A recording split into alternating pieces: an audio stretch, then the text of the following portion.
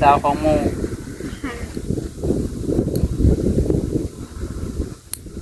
ก็คือบทจีบผู้สาวหมู่เลยเบิ่งนุ่นเรือลงไปหาแล้วหลอกอะไรไว้อีกครั้งนี้แล้วหลอกรถถีแล้วไว้อีกครั้งนี้ มีหอนแห้งตัดเล็บแล้วนี่เอาต้องขอบมันขึ้นก่อนกินไปทีละน้อย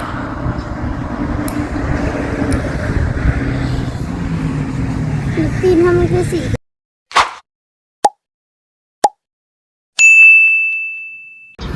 เข้าห้านเรียบร้อยขี่ไปลายเข้าศูนย์บำรุงขี่ขับไปว่านนี่รู้สึกว่ามันมานี่ก็รู้สึกว่าเลี้ยวยากสร้างเพิ่นก็เลยว่าคอมันแข็งมานี่ก็เลยเข้าห้านให้เป็นม่างทางหน้าออกคอมันแข็งเลี้ยวก็ยากไปเพิ่นน่ะว่าอยู่มันคือรถคือหนักเนาะติดตามตอนต่อไปบัดสุดท้ายก็เสียเงินหากระได้ทะเบียนมาวันนี้สแตนด์อัพทีทักทายสบายดีอีกครั้งหนึ่งใครพี่น้องทักทายสบายดีตอนจักโมงเลยพอดีคลิปสุดท้ายเลยว่าน้องจะได้กลับแล้ว5 โมงแล้ว2:40ปอตกยิดสางัวเด้ได้ขึ้นรถบัส2 สั่นปอตกงัวควายได้ขี่รถทักอะไรได้สามันนะเขาก็สิส่งไปทางเวียดนามเลยนะเบิ้งสิตัดอันนี้ให้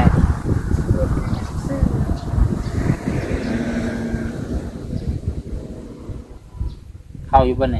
เขาอีดูว่าเข้าอะไรนะถ้ามีพลังมีสิมุตระนมุตระเพียงบกเขา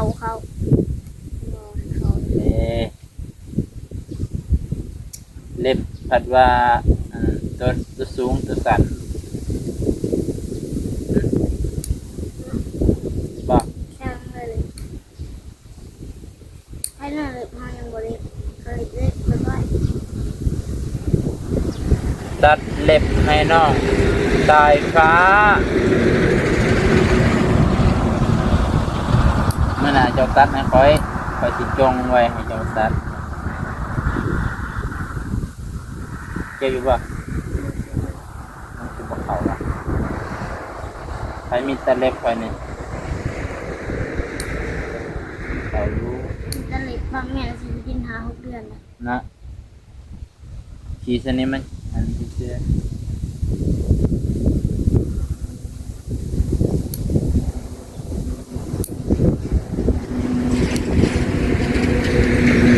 จะเบิ่งอะไรไม่ยากจะเอาติแขวกัดมันก็เลยบ่งามเห็นคนนี้เล็บมันจีกบ่งามเป็นผู้บ่าวต้องสะอาดตัวมีผู้สาวบ่นี่คือผู้สาวหมูสิเขาพากินเรื่อยหายก็ผู้สาวของหมู่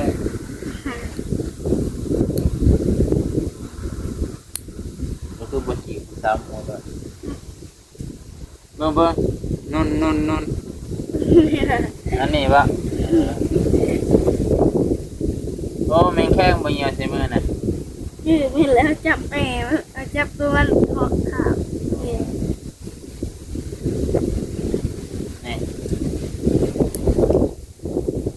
คือสิฟันเนี่ยฟันสิจับเล็กออกมือแล้วเลย เอาแล้วเห็นว่าแจ้งมาเขาบอกมือน่ะเอามือเขาบอกจะไปหาแมวแจ้งมาแล้วเขาไปเห็นแมวแล้วจะเอาไปว่าแมวน่ะมันนอนหลีกเขาแจ้งมาแล้วบอกเห็นแมวก็เลยไปหาเลย นั้นเลยแม่เสียน่ะฟันว่าแมวลิ้นน้ำเจ้าของ เลย ตื่นขึ้นมาแบบบ่เห็นแมว เลยอย่ามาตกเตียงเลยนอนกัน สินอนอยู่เทิงไหนของเจ้าของบ่ อย่ามาตกเตียงในของเราให้เนี่ยมือขวัดเตียงให้ในมือเอาขวัดก็อาจจะกี่ตัว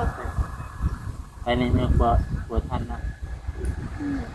มือเอาขวดครั้งหนึ่งแล้วมือเอาสิแล้วเขาก็หุ้มเหมือเลยค่ะอยากตก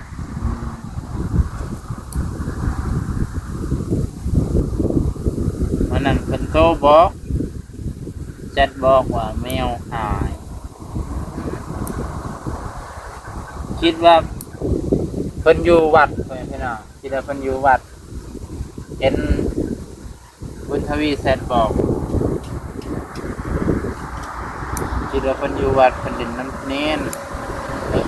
คิดว่าตัวยังมีว่าจังไงเอาเล็บตีนตัดเด้ ตีน นี่ยาวอยู่ตัดอ่ะ หน้าสันสระ ยาวซ้ เล็บ ำเสาไฟฟ้า หน้าสันพิงก ตัด บ้าน เอาละ เล็บหน้า เอา สัน ส่วนมันตัดอืด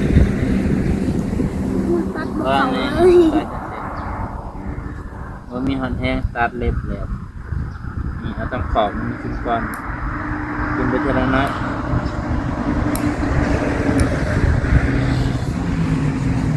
ตีนทำไมคือสีเป็นขาวอ่ะ สายสารนะอีกอ่ะ หน้าไข่ เล็บตีนสายฟ้ามันต้องสีเครื่องฟ้าอากาศตอนแรกเนี่ยเย็นไปเป็นหน่อง2:30 2:40บ้านน้องจะได้กลับ3:00แหละจอดฝุ่น4:00 คุณหา คันว่าฮอดนั่น4:00ห้านบ่ปิดบ้านน้องก็สิให้เขาเซ็กเบิ่งรถก่อน จะนอนจะมีจะนอนอยู่ที่จะมี เพิ่นอยากให้นอนน้ำอีกแล้วมื้อหน้าอยู่คิดอยู่มื้อใดมื้อหนึงสิมานอนน้ำสิให้เพิ่นพาเฮ็ดเมนูเด็ดๆหรือสิพาเพิ่นเฮ็ดเมนูเด็ดๆมากิน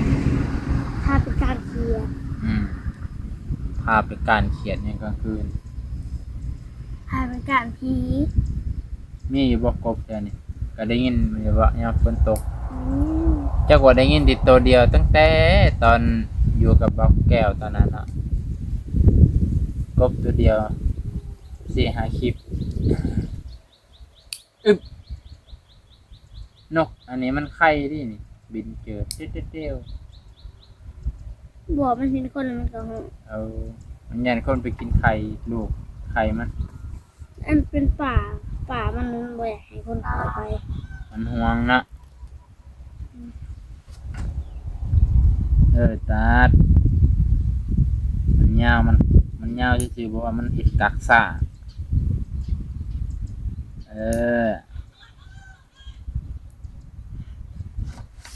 บ่าย2สิบ่าย3มาไกลคันแล้วตัดยากเนาะตัดเล็บเจ้าของนี่เฮ็ดจังซี่ติหำนี่เฮ็ดจังซี่นางจังซี่ ไข่ดิ นี่เฮ็ดคือไข่นี่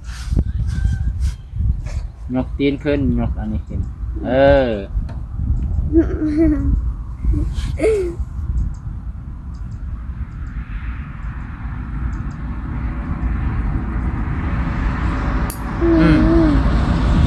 บทจีมันมันแวกเข้าในซีนเลยคันบ่มีไฟมาเด่นก็โอ้อยู่ผู้เดียวเงาเนาะเจ้าก็อยู่ในห้องเนาะอยู่ผู้เดียวเนาะ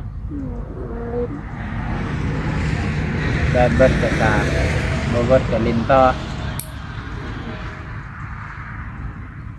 เงาเลยได้พ่อพี่น้องบ่แม่นตั้งว่านั่นแหละบุญทวีเพิ่นก็จังไปเล่นแน่ใครอยู่แต่ในเฮือนนี่โอ้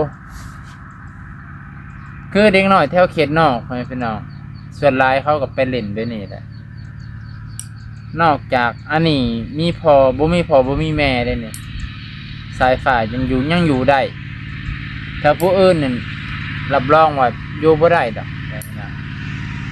ขนาดมีพ่อมีแม่คุมมันยังเอาไม่ยากอันนี้ถือว่าดีเติบขนาดบ่มีพ่อบ่มีแม่ครบอยู่นำแล้วยังอยู่เพื่อนได้ยอมใจตัวหนึ่งอาศัยว่าโทรศัพท์เป็นหมู่อันเรามีเพื่อนกับเพื่อนในเกมนั่นใครแน่อันไว้เขาเล่นมันก็เป็นไปยากไปพี่น้องเด็กน้อยไว้เขาเล่นโทรศัพท์ไว้เขาเล่นเกมจะเขาสิเฮ็ดอิหยังคิดลองคิดเบิ่งมันก็บ้านนะพุ่นก็ไกลก็บ่ได้ไกลดอกลูกหลานเขาก็เข้าเล่นแต่เขามันบ่คือคนหูจักไปทางพุ่นเขาวัดก็มีจีเน้นนั่นแหละสิเล่นกับเน้นหลายก็สิยากเติบเนี่ยครูเพิ่นหายปะ เนี่ยจวดก็มักอีเกมกันเลยช่วย เป็นก็เล่นคือกันเนาะจัวนั่นแหละนั่นน่ะ จริง เอ้าก่อนสิเมื่อบ่าวนงขอเฮ็ดหน้าที่ดำลูกพี่ดำ ไปเลย อยู่ลุมสิพาน้องสายฟ้าเก็บพี่เหนียวก่อนไปสินะเมื่อหน้าบ่าวน้องสิซื้อมะม่วงมาตำให้เรากินเนาะมาล่ะมาเก็บจะมักบ่มะม่วงเพราะว่าบ่ค่อยเห็นเจลซีโนมีอยู่เด้เนาะ แต่ว่าซื้อมากก็ได้แต่ว่า ฮะ เอาซื้อมากก็ยังได้ทำหมูซื้อ จะสิเสพมาเลย เอาซื้อก็ได้ พอจะดีใจว่ามันอันใดก็ทีมนะ เลย แต่ก่อนเราย่างบ่พอจะไปใช้เราก็ย่างบ่ เลยวันนี้เรือลงไปหาแล้วหลอกอันนั้นไว้อีกนี่แล้วหลอกรถถีแล้วไว้อีกนี่ โอ้แก้ๆล่ะโอ้เราก็ดีใจให้ลูกชายเอามาให้จะในเขามันสิมีแต่อันนี้มีแต่ขยะ ชีวิตทุกคนไม่เอาร้ายกว่าเลยว่ะเลย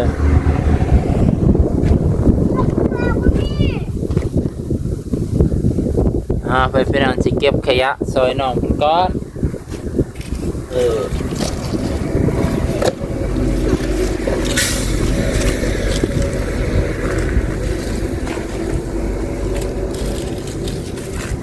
แม่ย่าจะได้อยู่กับผู้ใด อยู่จะลองหน้า ลองนะโอ้เป็นไรเราอยู่หน้าบ่มียาเป็นมียานี่เนาะยาเผาแล้วบอกดีเนาะอารมณ์ดีพออ้าวเป็นบอบีสุดท้าย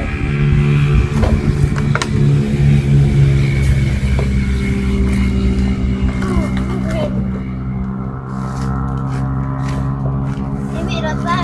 เราหายไปไม่ได้เลยเนี่ยไอ้มีจัดนี้ ตัดยัง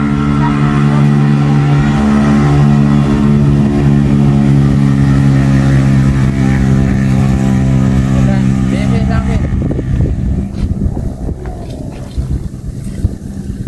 มีเก็บสวยกันเนาะนี่เขาไม่ได้กินน้ำหอมเลย จะบ่ได้กินน้ำอยู่ดี เราไม่ได้กินน้ำเลยนี่เก็บสวยเนาะ เด้มันก็เกลี้ยงขึ้นเดี๋ยวนี้นะดอกเก็บ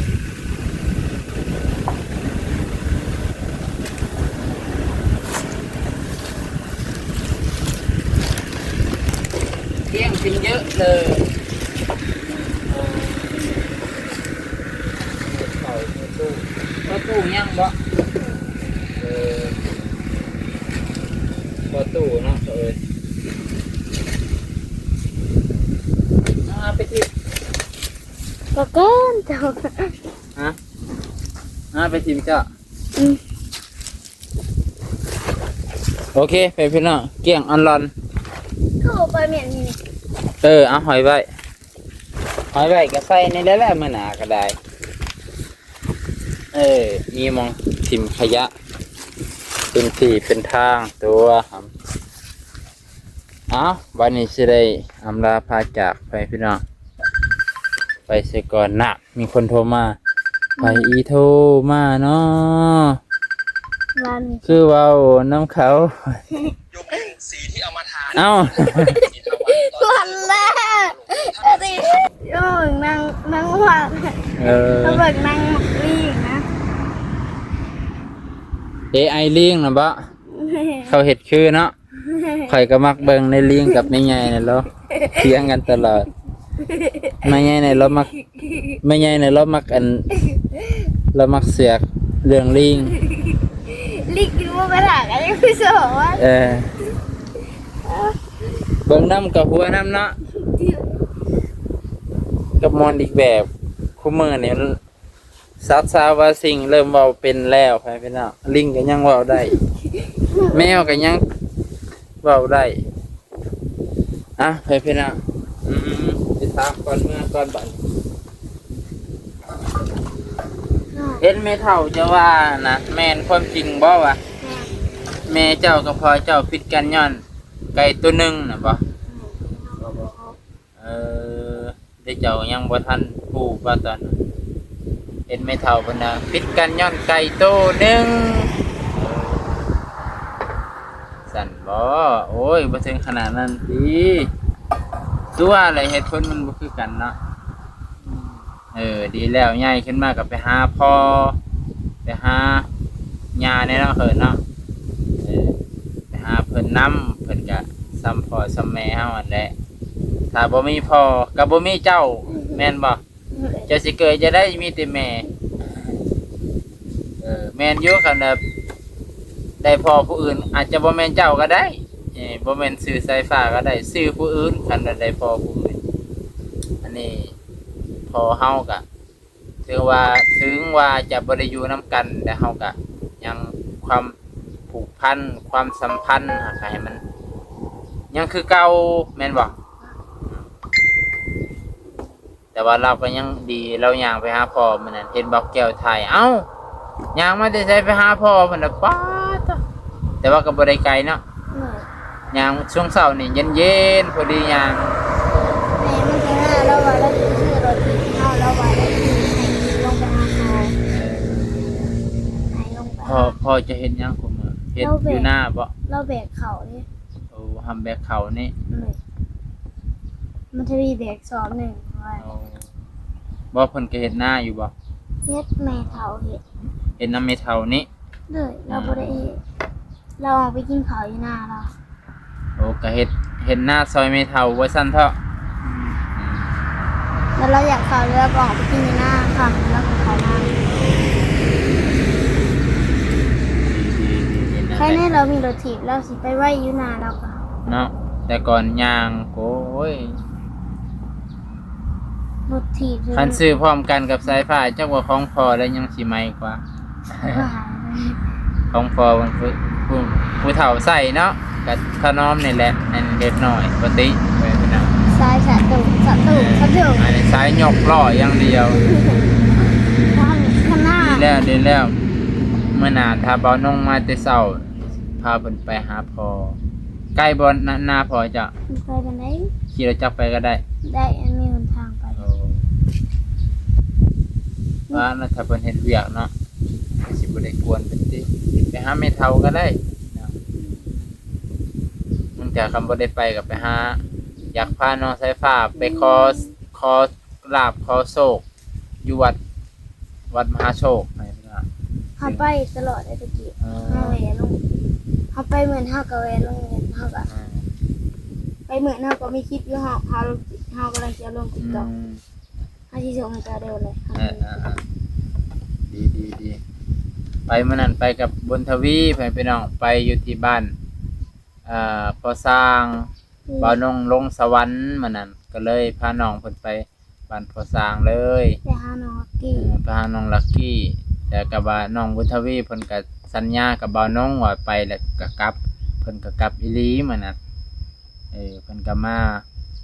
นั่งน้ำน้องลักกี้แป๊บเดียวเนี่ยเพิ่นก็มาเพิ่นบ่ได้ไปเลยไปพี่น้องนะบ่แม่นว่าบ่น้องพาไปลำไปเลยบ่แม่นน้องเพิ่นอยากติดรถไปหาน้องลักกี้บ่น้องก็ถามเพิ่นไปแล้วก็ต้องมาเด้จะใน FC ให้เพิ่นก็ว่ามาเฮามีเงินอยู่แต่ว่าเมื่อนั้นเพิ่นลืมถือเงินมาซะบ่น้องก็เลยเอาเงินให้เพิ่น20,000บ่น้องก็บ่อยากให้ไปลำไปเลยพอดีพอเพิ่นก็โทรบอกให้อยู่น้ำน้องให้อยู่เผาเพื่อนคือเห็นแหละกลางเว้นเพิ่นก็ไปแน่กลางคืนเพิ่นก็บ่ฮู้ว่าเพิ่นมาแน่มาแน่บ่มาแน่ก็ธรรมดาแต่อยังน้อยก็อยากให้นอนเป็นหมู่น้องและน้องอยู่ผู้เดียวคือนี่ก็นอนผู้เดียวบ่อยาก เลย นอนผู้เดียวยำขี้ยำเหี่ยวก็สิยากเลยนอนผู้เดียวจักว่าอดไว้บ่จักเหี่ยวสะอยู่ในห้องบ่จักแม่นบ่เอาไปพี่น้องจบเพียงเท่านี้ก่อนวันนี้เสียอำลาพาจากให้พี่น้องไปเพียงเท่านี้จังได้ก็ขอบใจขอบพระคุณที่รับชมและติดตามให้กำลังใจบ่าวนงวันนี้ที่ว่ามาเดินทางมาไกลพอสมควรบัดนี้ก็สิได้จบเพียงเท่านี้ก่อนขอบใจที่รับชมอีกครั้งตั้ง3คลิปเนาะไม่ไปพี่น้องขอบใจอยู่ดีมีแห้งเจ็บจะได้ใครจะมีสุขภาพแข็งแรงร่ำรวยเงินทองใกล้จะวันที่1แล้วเด้อขอบพระคุณครับสบายดีกว่าจะได้อำลาพาจาก ได้3 คลิป